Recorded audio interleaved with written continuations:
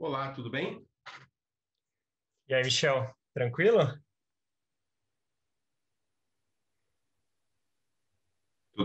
Tudo bem? Como é que você está? Tô mais ou menos, cara, com as notícias aí que estão chegando do Oriente Médio. Mas sobre isso que acho que vale a pena a gente falar um pouco hoje. Tá acompanhando? Estou acompanhando, Daniel. Hoje eu me sinto. Eu não sou um cientista do mundo da biologia, nem do mundo das ciências exatas, né?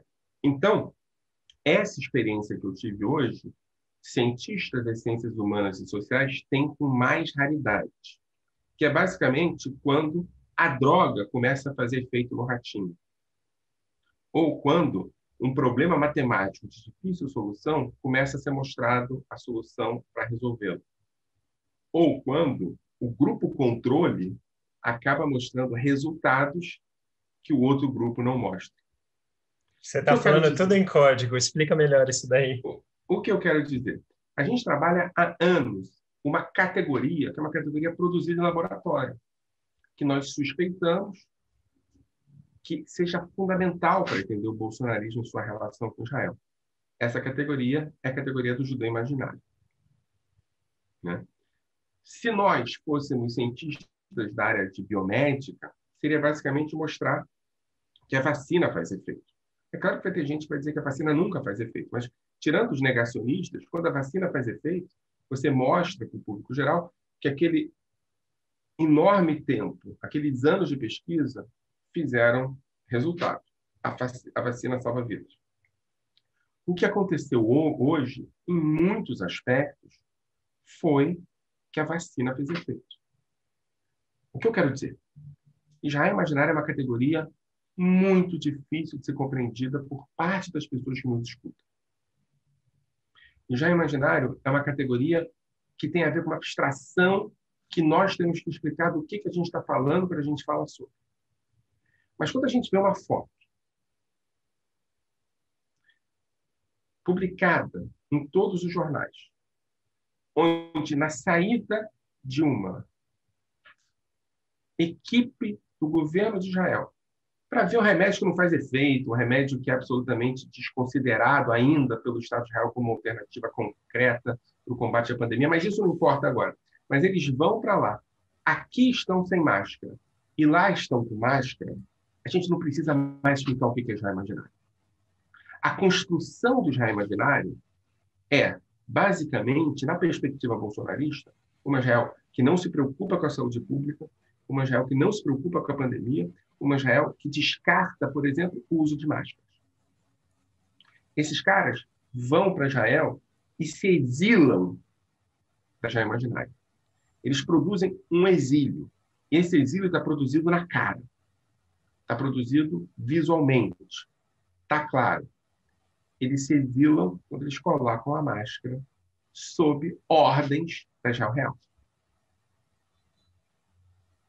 Então, tua tia, tua vizinha, aquela senhora, aquele senhor, que nunca entendiam de fato o que você estava querendo dizer quando falava sobre vacina, grupo controle, né?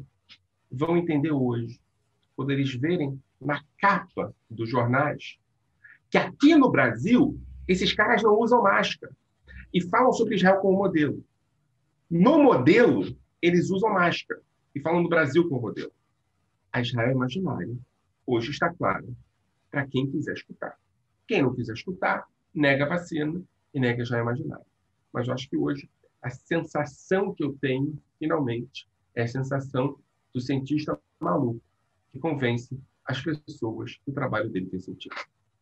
Muito curioso perceber a maneira como, de repente, Israel, que era utilizado como modelo desde o início da campanha eleitoral, foi aos poucos sendo deixado de lado, foi aos poucos deixando de ser lembrado pelo governo, a partir do momento em que a pandemia passou a ser um problema de saúde pública, tanto aqui como lá.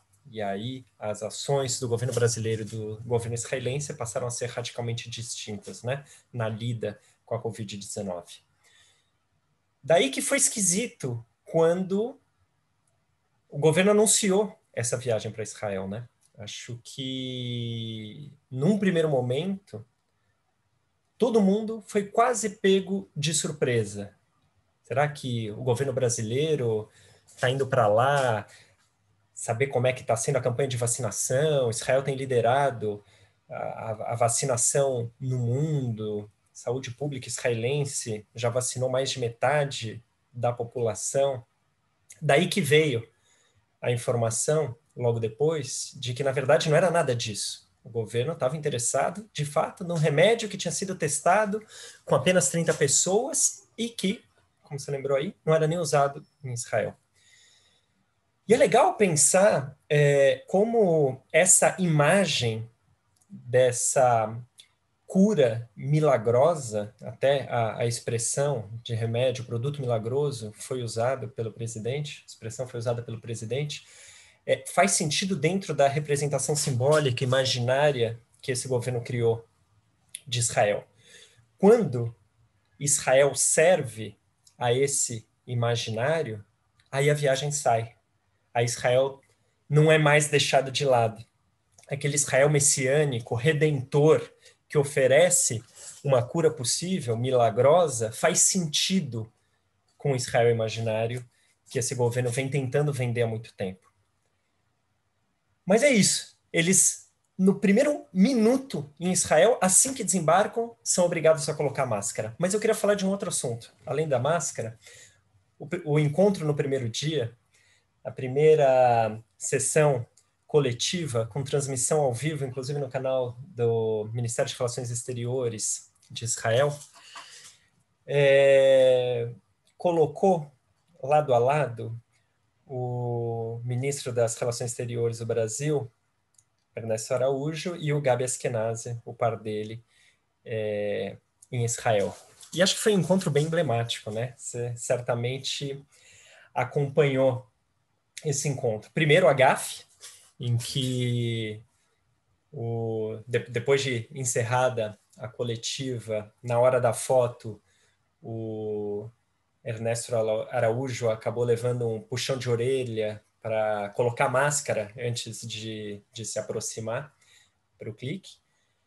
Mas logo depois saiu uma entrevista do Eduardo Bolsonaro dizendo que entre o que foi conversado estavam alguns tratados para lida com a Covid e a justificativa de trazer alguns experimentos para o Brasil é que o Brasil é um país muito miscigenado, um país muito diverso, que tem uma população muito diversa. De novo, ele não estava conversando com Israel real, né? Estava conversando com uma outra ideia de Israel, porque se Israel precisa do Brasil como um país miscigenado, de que Israel que ele estava falando? E aí acho que a presença do Gabi Askenazi nesse encontro é muito simbólica. Acho que isso não passou despercebido por você, né? Eu acho que aqui você tem um acúmulo de, que eu não diria gafes, não, eu diria de erros estruturais, que são muito importantes. O primeiro é que Gabi Askenazi é um militar de verdade. Não foi expulso do exército. Lutou em guerras. Combateu o Hezbollah. Foi Ramatkal, chefe do Estado-Maior do Exército, na época em que um outro judeu sefaradi, que era o Amir Peretz, era o ministro da Defesa. Isso é um ponto importante. Tá? A ideia de que a gente está falando de um governo de militares aqui no Brasil é desconstruída quando a gente encontra um militar de verdade. Não é isso? O militar de verdade não é um militar que não aceita hierarquia. Não é um militar que persegue ou diz que persegue inimigos internos, como Bolsonaro volta e meia inventa a história de que ele perseguiu guerrilheiros. Ele nunca perseguiu guerrilheiros, não tem idade para isso. desculpa destruir tanto a biografia do Bolsonaro, eu sei que você tem uma certa simpatia por ele, mas um militar de verdade é general e não é capitão, e só é capitão porque foi transformado em capitão depois da baixa, que na verdade o Bolsonaro terminou a carreira militar dele como tenente, que foi expulso do exército. Esses encontros com generais de verdade são encontros que sempre me deixam muito impressionado. Mas tem mais do que isso. Eu acho que não foi gafe quando o nosso amigo, qual é o nome do ministro das Relações Exteriores mesmo? O Ernesto Araújo, quando ele levantou sem máscara. Gabi Ashkenazi deu a ele o passaporte. E falou aqui nesse país, o documento é que nós respeitamos a vida. Nós lutamos pela vida. Se você tem um passaporte na cara que diz a vida não nos importa, o que nos importa supostamente a economia, aqui não. Coloca a máscara. Aquilo ali foi, eu preciso do seu passaporte. E seu passaporte aqui, eu decido qual é. É muito forte. Tem um segundo elemento. Gabi Ashkenazi é Mizrahi, é um judeu de origem árabe. O pai do Gabi Ashkenazi tem origem remota iraquiana, nasceu na Bulgária e é sobrevivente do Holocausto. A mãe do Gabi Ashkenazi, cujo nome original era Jamal, é síria. O Gabi Ashkenazi não é branco. Não aparenta um homem branco.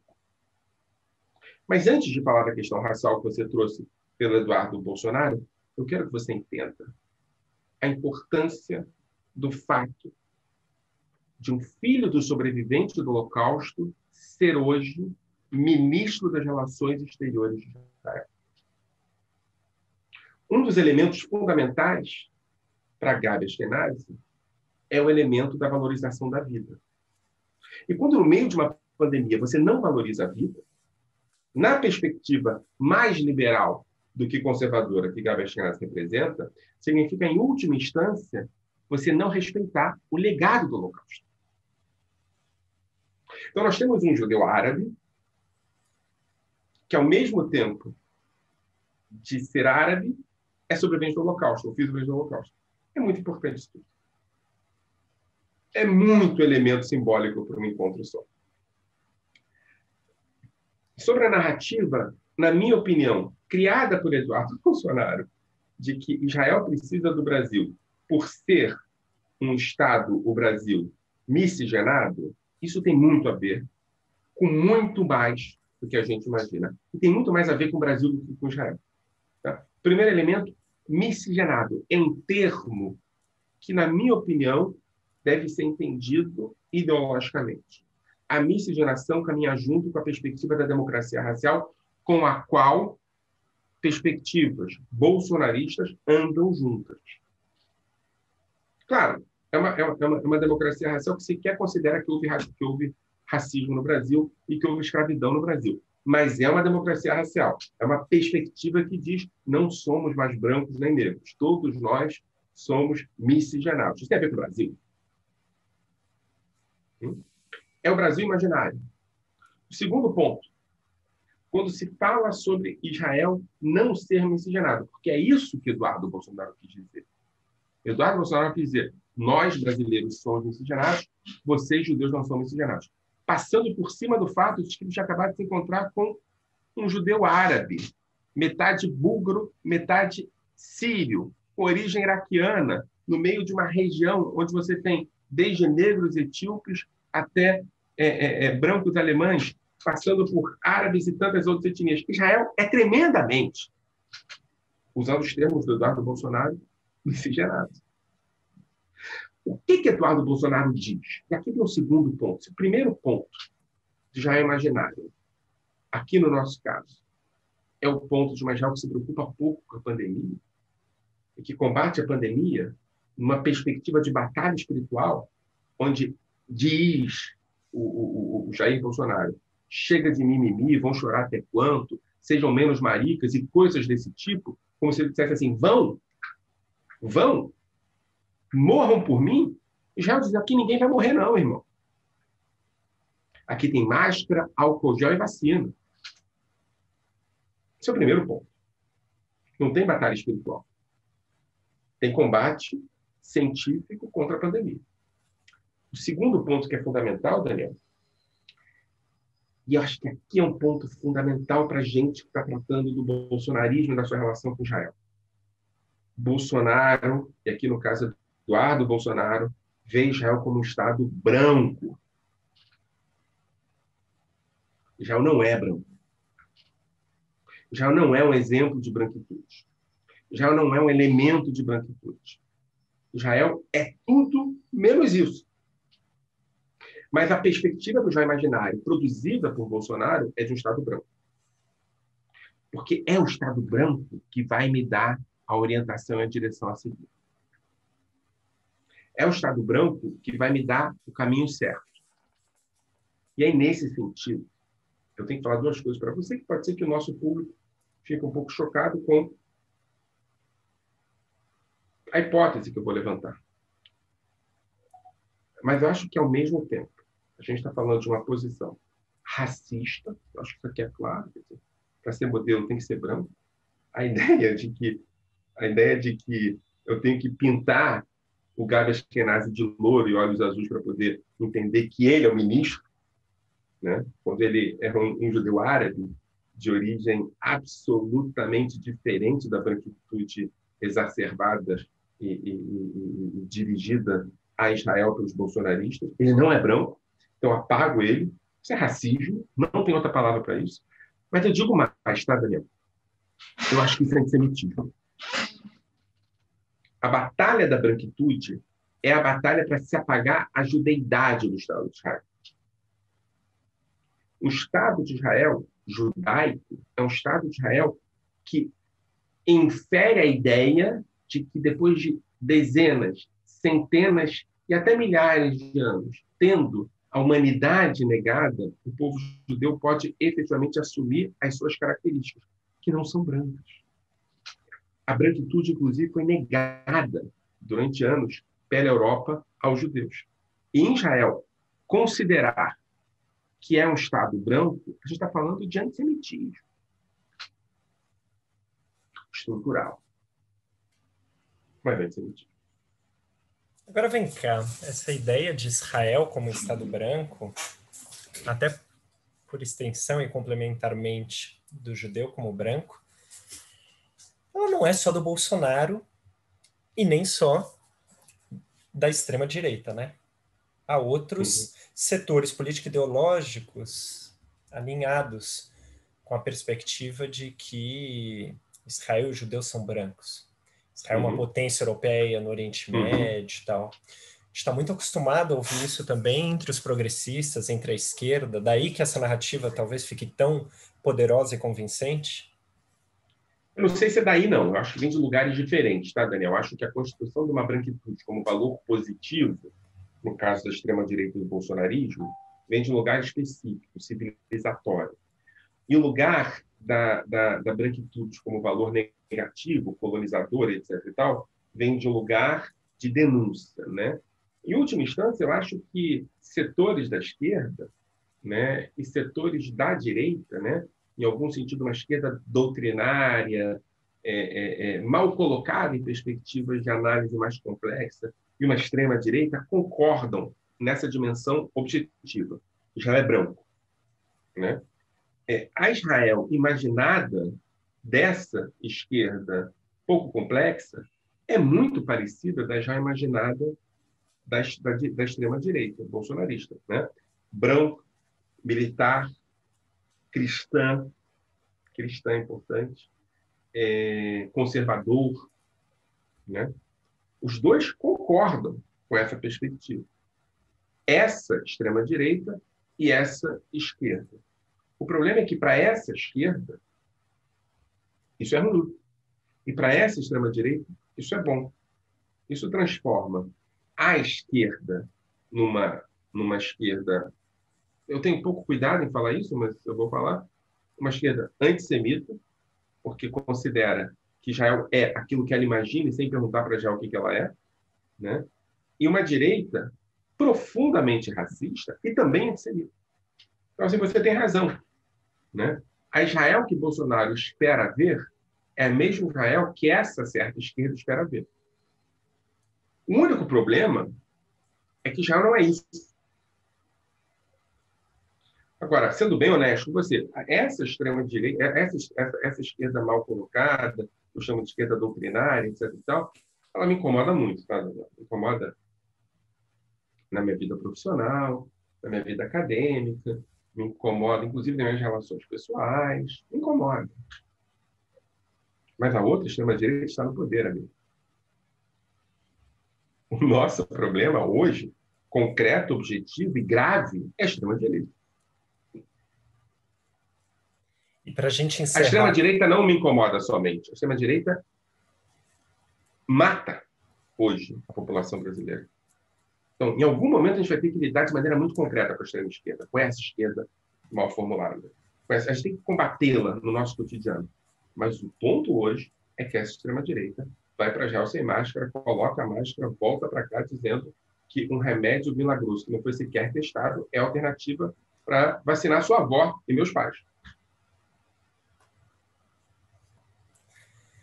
para a gente encerrar, momento em que, então, máscaras estão caindo, máscaras estão subindo, como é que você enxerga um novo equilíbrio possível no relacionamento entre Brasil e Israel, tanto por parte do governo brasileiro, como por parte da sociedade que está assistindo a esse cerco?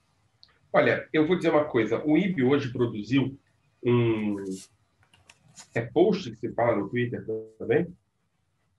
Também. Post. Um post que viralizou. Não é? Eu acho que não foi só o post que viralizou, não. Eu acho que foi o conceito que viralizou. A ideia de que Israel imaginária é uma criação efetiva dessa extrema-direita. Então, o primeiro ponto é o seguinte: você falou sobre a extrema-esquerda ou sobre a esquerda mais doutrinária. Eu acho que setores mais esclarecidos da esquerda lidaram bem hoje com esse post. Eu tenho nomes, enfim, não sei se vale a pena citar, mas desde Freixo até Gregório do Viver, passando por Marcelo Rubens Paiva, um monte de nomes hoje assumiram a ideia de que essa Israel não é aquela Israel. Eu acho isso importante. Né? E eu acho que isso tem a ver com a sua primeira pergunta. Eu acho que, em última instância, o que aconteceu hoje produziu a ideia de que é necessário colocar esse debate no espaço público brasileiro.